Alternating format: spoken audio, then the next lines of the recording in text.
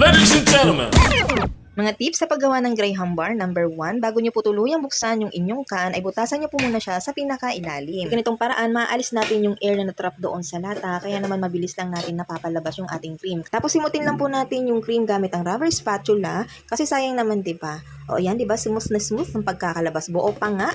Kaya lang syempre may naiwan na konti doon sa lata. Simutin lang natin yan mga kananikiks kasi para hindi po siya sayang. Tip number 2, dapat ganito po ang consistency ng inyong creme densada. Hindi runny, hindi rin matigas. Dapat po chilled at least overnight yung inyong creme densada. Pero ako po ay 4 hours ko lang siya nilalagay sa freezer. And then, ayan, wini-whip ko na po siya. Tip number 3, do not overmix. Opo, kasi meron pong overmixing itong ating creme densada or kahit nga yung all-purpose cream.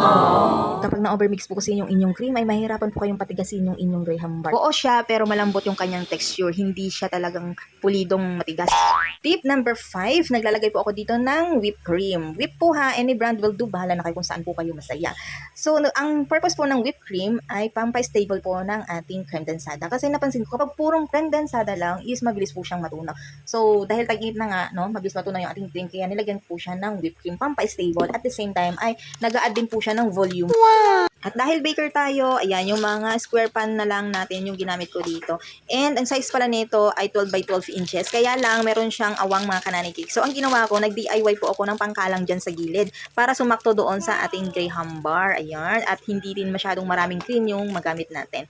So, ayan siya mga kananikiks. Yung flavor pala ng ating Graham bar ay cookies and cream. At yung ginamit ko po dito ay Oreo na biscuit. Tatlong Oreo po yung nagamit ko dito. Yung isa ay nilagay po natin doon sa pinaka-cream niya. And then, itong dalawa ay yan po yung ginamit nating pang-filling. Bali, durugin nyo lang po yung inyong Oreo mga kananikiks para ma-spread po natin siya ng ganyan. At para bawat Graham bar ay meron talagang cookies na malalasahan. Bukod pa yung hinalo nating Oreo doon sa pinaka-cream. And then, another layer ng cream. And then, assemble na natin ulit yung ating mga crackers. May sobrang ng cream, kaya naman inassemble ko ito sa isa pang Tupperware at nakagawa pa ako dito ng 4 na Graham bar. Bali, 17 pieces yung nagawa natin na Graham bar sa 2 cans na creme densada at 1 cup na whipped cream. Ayan mga kananikiks, diba? Sulit na sulit sa yield.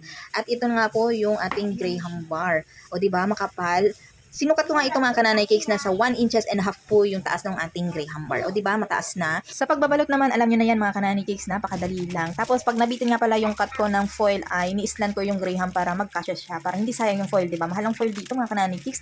Yung 8 meters is 38 pesos na, sa iba 45. O diba? Kaya hanap ako ng murang supplier ng foil. And then, ayan na, meron din akong ginawa ditong mini Graham bar. So, para sa mga bata to, mabenta to sa kanila 12 pesos each yan. And then yung big size natin is 35 each. 3 for 100. Looking din po kami sa mga resellers. Mag-PM lang po kayo dito sa page kung interesado. Follow for more tips. Thank you for watching.